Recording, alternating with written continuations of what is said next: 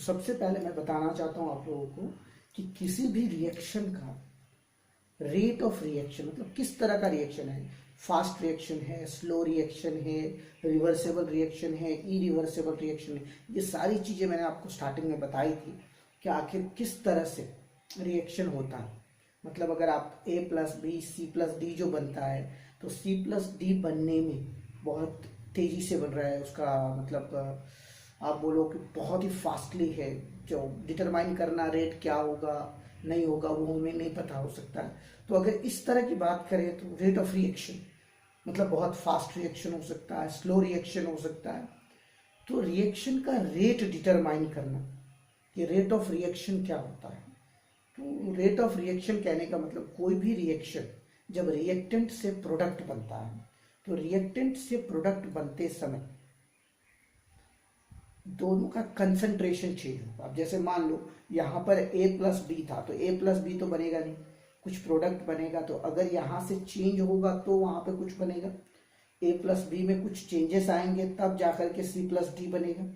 तो रिएक्टेंट में कुछ चेंजेस होंगे और फिर प्रोडक्ट में कुछ चेंजेस होगा। या तो अगर मान लीजिए रिवर्सेबल रिएक्शन है तो प्रोडक्ट से लेकर के रिएक्टेंट साइड में जब मतलब आप कह सकते हैं कि प्रोडक्ट से रिएक्टेंट जब बन रहा है तो उसमें भी कुछ ना कुछ चेंजेस है, राइट। तो रिएक्टेंट से जब प्रोडक्ट बनता है या प्रोडक्ट से जब रिएक्टेंट बनता है, since this is a reversible reaction, तो ये जो रिवर्सेबल बनते हैं तो बनने में कुछ ना कुछ तो टाइम लगता होगा। और दूसरी बात, अगर बन रहा है तो दोनों का कंसंट्रेशन चेंज होगा। रिएक्टेंट साइड में जो भी रिएक्टेंट है उनका कंसंट्रेशन डिक्रीज होगा और जो प्रोडक्ट साइड में जो न्यू प्रोडक्ट फॉर्मेशन हो रहा है उसका कुछ ना कुछ इंक्रीमेंट होगा कि हाँ यहाँ पर A प्लस बी जो है एक नया प्रोडक्ट C प्लस डी बना रहा है। A जो है अगर मान लीजिए 1 मॉलिक्यूल्स था तो ये डिक्रीज हो करके 1 माइनस से मतलब 0.5 हो गया या 0.2 हो गया। इधर जो है कुछ 0.5 0.4 जो है रेज हुआ। तो रिएक्टेंट साइड का कंसंट्रेशन चेंज होता है और चेंज होने में जो समय लगता है, जो टाइम लगता है, इस दोनों के रेशियो को रेट ऑफ रिएक्शंस कहते हैं। तो rate of reaction is equal to change in concentration of reactant और प्रोडक्ट बोथ। चाहे रिएक्टेंट बदले या प्रोडक्ट बदले, जिसका भी कंसंट्रेशन लेना होगा तो कंसंट्रेशन को हम लोग जैसे जो भी रिएक्टेंट है उसको स्क्वायर ब्रैकेट के अंदर में हम लोग लिखते हैं तो वो उसका कंसंट्रेशन हो गया। अब क्वेश्चन आता है कि ऊपर में जो हम लोग लिखते हैं वो क्या है, वो है कॉफिशिएंट। मतलब अगर 1 मॉलिक्यूल्स है, 2 मॉलिक्यूल्स है, 3 मॉलिक्यूल्स है तो रिएक्टेंट या प्रोडक्ट साइड में जो भी मॉलिक्यूल्स होगा जब आप उसको कंसंट्रेशन के टर्म्स में लिखोगे तो जितने भी कॉफिशिएंट है वो एक्सपोनेंट में कन्वर्ट हो जाएंगे।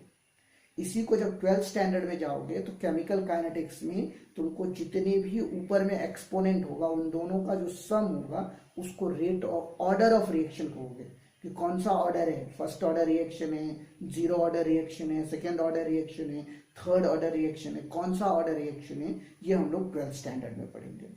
अभी जो 11th स्टैंडर्ड में हम जो पढ़ रहे हैं ये 11th स्टैंडर्ड में जो डिटेल्स है specially about the reactant and product, जो आपके एनसीईआरटी टेक्स्ट बुक अगर सबके पास है तो आप लोग देख सकते हो। पहले तो आपको इक्विलिब्रियम स्टेट समझाया है कि इक्विलिब्रियम स्टेट क्या होता है। तो इक्विलिब्रियम स्टेट मैं समझाने का कोशिश कर रहा हूँ कि रिएक्टेंट से जब प्रोडक्ट बनता है या प्रोडक्ट से जब रिएक्टेंट बनता है तो एक समय ऐसा आता है, जैसे मान लीजिए रिएक्टेंट से अगर प्रोडक्ट बन रहा है तो उसको हम लोग फॉरवर्ड रिएक्शन कहेंगे और प्रोडक्ट से अगर रिएक्टेंट बन रहा है तो उसको हम लोग बैकवर्ड रिएक्शन कहेंगे। तो इस दोनों का रेट ऑफ रिएक्शन, जो रिएक्टेंट से प्रोडक्ट बना या प्रोडक्ट से रिएक्टेंट, मतलब जब दोनों का अलग अलग रेट ऑफ रिएक्शन होगा। फॉरवर्ड रिएक्शन के लिए अगर मान लेते हैं हम लोग R1 है और बैकवर्ड रिएक्शन के लिए हम लोग मान लेते हैं R2 है। तो जब इन दोनों का रेट ऑफ ऑर्डर जब इक्वल हो जाएगा तो उस स्टेट को इक्विलिब्रियम स्टेट कहते हैं। कौन सा स्टेट कहते हैं? Equilibrium state. तो सबसे पहले इक्विलिब्रियम स्टेट आपको समझना होगा कि इक्विलिब्रियम स्टेट क्या होता है। जैसे मैंने आपको बताया भी था कि अगर मान लीजिए हम वाटर को बॉईल कर रहे हैं, एक वेसल में हमने वाटर लिया, उसको गैस चूल्हे के ऊपर में रखा और उसको बॉईल करना हमने चालू किया, तो और उसके ऊपर में उस वेसल के ऊपर में एक प्लेट डाल दी। तो जब वाटर बॉईल होगा, वेपर के रूप में कन्वर्ट होगा, तो वो एक ऊपर वाला जो थाली है, जो प्लेट है, उससे टकराएगा। वो वेपर जो है वो थाली से टकराएगा एंड अगेन वो वापस जो है लिक्विड के फॉर्म में कन्वर्ट होगा।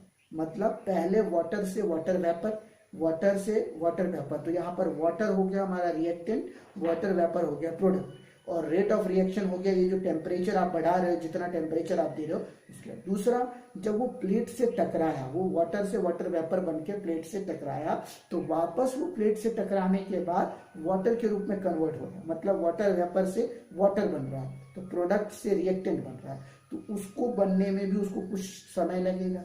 तो एक समय ऐसा आएगा जब इन दोनों का, मतलब यहाँ पर वाटर से वाटर वेपर से वाटर, ये दोनों रेट ऑफ रिएक्शन इक्वल हो जाएंगे, तो उस स्टेट को हम लोग इक्विलिब्रियम स्टेट कहते हैं। कौन सा स्टेट कहते हैं? इक्विलिब्रियम स्टेट कहते हैं। जैसे मान लीजिए बहुत सारे मिक्सचर है, बहुत सारे अलग अलग है, तो यहाँ पर एक आपके एनसीईआरटी में एक एग्जाम्पल दिया है कि भाई वाटर से वाटर वेपर का।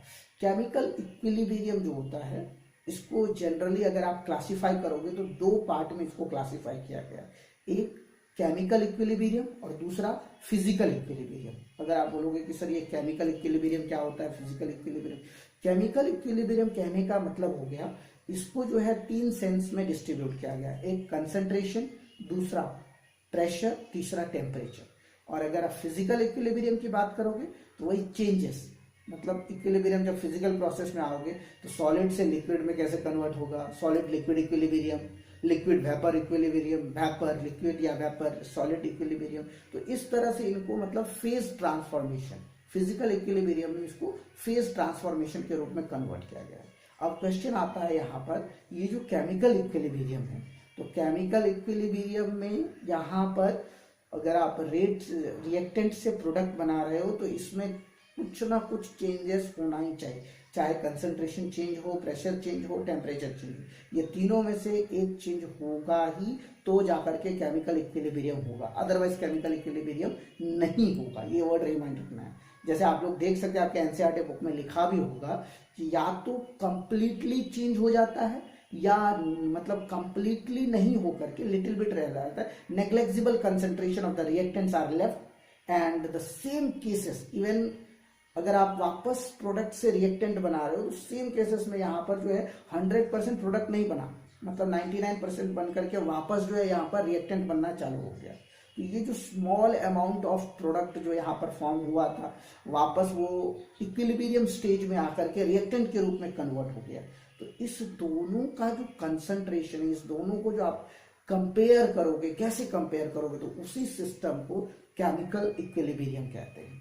अगर फिजिकल इक्विलिब्रियम की बात करते हैं तो सॉलिड से लिक्विड, अगर मैं बात करूं आइस का, आइस से वाटर बन रहा है, जैसे मान लीजिए सॉलिड से मुझे लिक्विड बनाना है और लिक्विड से वापस मुझे सॉलिड, सॉलिड लिक्विड इक्विलिब्रियम अगर मैं बात करूं, जैसे एक थर्मस फ्लास्क ले लेंगे, जिस थर्मस फ्लास्क में हम लोग क्या रखते हैं, गर्म पानी रखते हैं या फिर दूध रखते हैं या चाय रखते हैं। आप लोग देखते होंगे कि अगर आप लोगों के घर में थर्मस होगा तो जैसे मान लो कोई 7 बजे उठा, कोई 7:30 बजे, कोई 8 बजे उठा, तो चाय पीने के लिए डिफरेंट अगर सबका समय है तो उसको थर्मस फ्लास्क में हमने रख दिया।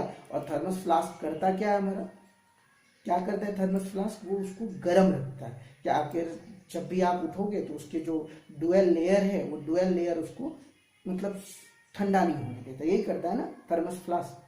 मतलब वो हीट को एक्सचेंज नहीं करता है, सिस्टम से सराउंडिंग में वो हीट को नहीं जाने जाता है, मतलब जाने ही नहीं देता है कि भाई इसका जो एटमॉस्फेरिक प्रेशर है, इसका जो मतलब टेम्परेचर है, उसको सिस्टम से सराउंडिंग में नहीं भेजा, क्योंकि यहाँ पर डुअल लेयर है।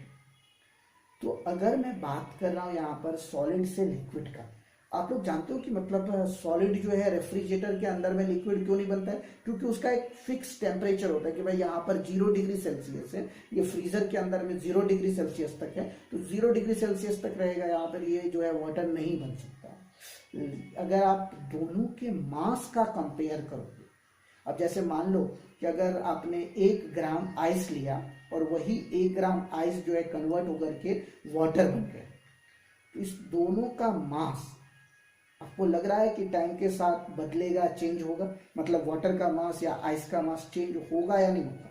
पहले मुझे आप ये बताइए, इट विल चेंज और नॉट, मतलब दोनों के मास में चेंजेस आएंगे, यस और नो? तो इस दोनों के मास में जैसे मैं आपको अभी बता रहा हूँ, ये सारी चीज़ें बता रहा हूँ कि अगर आप बात कर रहे हो कि भाई इस दोनों के मास में चेंज होगा या नहीं होगा, तो आपके एनसीईआरटी में आप देख सकते हैं लिखा होगा the mass of ice and water do not change with the time, do not change with the temperature, they remain constant. आप टेम्परेचर बदल दीजिए तब भी उसका मास नहीं बदलेगा, आप उसके प्रेशर मतलब उसको आधा घंटा 1 घंटा रख दीजिए फिर भी उसका मास नहीं बदलेगा। Equilibrium is not static. The intense activity can be noticed at the boundary between the ice and water molecules. From the liquid water molecule collide against the ice and adhere to it, and the some molecules of ice escape into liquid phase. There is no change of mass of ice and water, as the rate of transfer of molecules from ice into water and the reverse transfer from water into ice are equal at the pressure and 273 Kelvin temperature. It is obvious that the ice and water are in equilibrium only at the particular temperature and pressure. For any pure substance at atmospheric pressure, the temperature at which the solid and liquid phase are at equilibrium is called normal melting point or normal freezing point of the substance. The system here in dynamic equilibrium, अब dynamic equilibrium जब भी होगा तो दोनों oppose करने लगेंगे, both the opposing process can occur and both the process occur at the same rate, so the same amount of ice and water remains constant. अब अगर आप लोग कभी भी अगर ऐसा हो तो तुम लोग प्रैक्टिकल ट्राई करना। प्रैक्टिकल कहने का मतलब फ्रीज तो होगा, सब रेफ्रिजरेटर होगा आप लोगों के घर में, तो 1 ग्लास ऑफ वाटर को आप लोग रेफ्रिजरेटर के अंदर में डालना।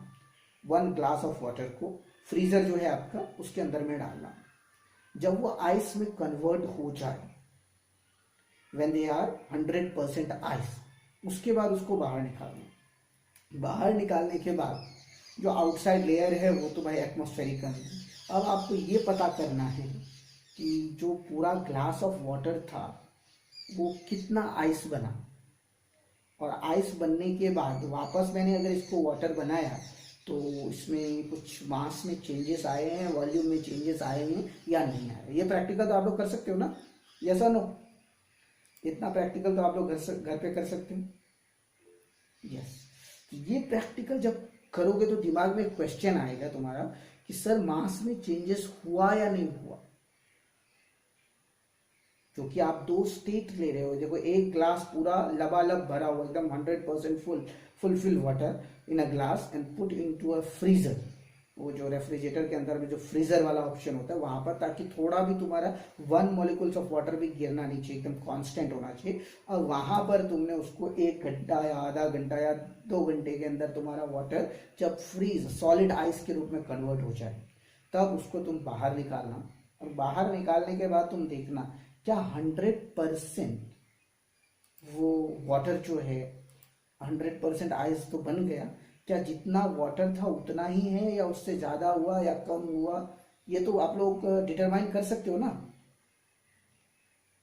और उसको बाहर निकालने के बाद वापस उस आइस को आप लोगों को वाटर बनाना है, और वाटर बनाने के बाद वापस देखना है कि क्या ये इतना ही रहता है या ज़्यादा या कम होता है। तो जब ये सारी चीज़ें आप देखोगे तो आपको पता चलेगा कि सेम टेम्परेचर्स या फिर टेम्परेचर अलग करने पर, प्रेशर अलग करने पर इसमें कुछ चेंजेस आते हैं या नहीं आते। समझ में आया आप लोगों को?